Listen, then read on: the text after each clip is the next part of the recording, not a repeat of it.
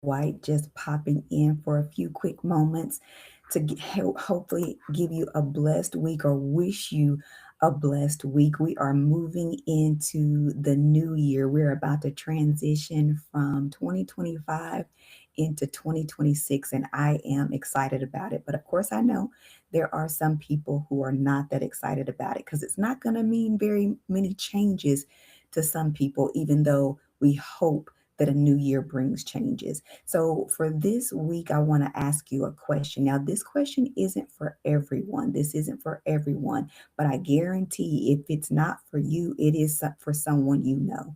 And the question is, do you want to be healed? Now, that may seem like a silly question to a lot of people because if you're sick or whatever is going on, most people would say, yes, I want to be healed. Absolutely, I want to be healed. But I have to ask the question because I know too many people that would tell me, yes, they want to be healed, but deep down, they don't. They have their reasons. There are all sorts of reasons. They would probably never actually admit to you what the reason is, but there are some people in your life that you know, and if it's you, you have to come to the conclusion that you do actually want to be healed because you can be. But there are so many things that you will need to do in your mindset and then in actions and works that you will need to do to make that come into manifestation. But I'm asking the question, do you want to be healed? Because I'm posing it to you because I want you to think deeply. Don't just answer that question off the top of your head because the answer will typically be yes, I want to be healed.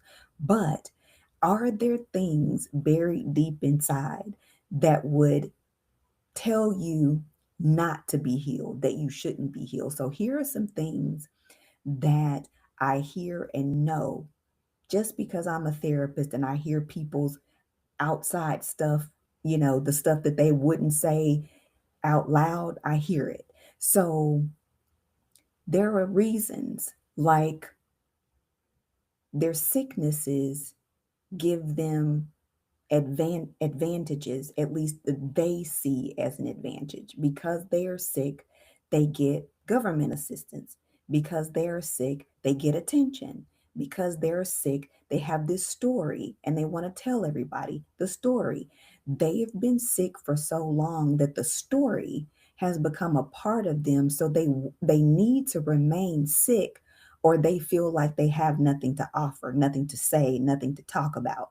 And so no, most people would never admit to you that they are remaining in sickness or poverty or whatever the case may be because it's their story that they're attached to and they actually get benefits or what they see as benefits from having this thing going on in their lives. So when I ask, do you want to be healed? That's what I'm asking. I'm asking the deeper question. I'm not looking for you to tell me the answer you think I want to hear. I'm asking you, do you want to be healed? Are you ready to give up the story?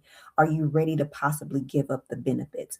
Are you ready to give up the attention that that story brings? So sometimes you have to ask yourself, and that's a hard question, but I ask hard questions because I'm a therapist. That's what we do. People don't come to therapy to tiptoe around things. Some people actually do, but they learn very quickly, at least with me, we don't tiptoe around things. I give my clients 3 opportunities and 3 opportunities only to repeat to me the same story, and then we go to work. If they don't want to go to work, I know that pretty quickly, and we can either work through those things or I will lose them as a client. I have done both. I have had people who were ready to work once they were called out on it. And I have had people who decided that therapy wasn't for them because they found out that they wanted to keep the story for a little while longer.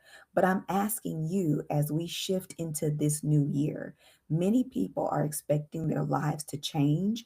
But if you don't answer some deep questions about why your life maybe hasn't changed, then it's not going to change just because we shift from 2025 into 2026. So I'm sorry to come to you guys this morning with kind of a tough topic, a heavy question, but as we move into the new year, I need you to ask yourself. And again, like I said, this may not be for everyone, but even if it's not for you, I can almost guarantee that you know someone in your life that needs to be asked this question and needs to be serious about it if they really want to make changes. Because sometimes you can get to the point where you get sick of yourself.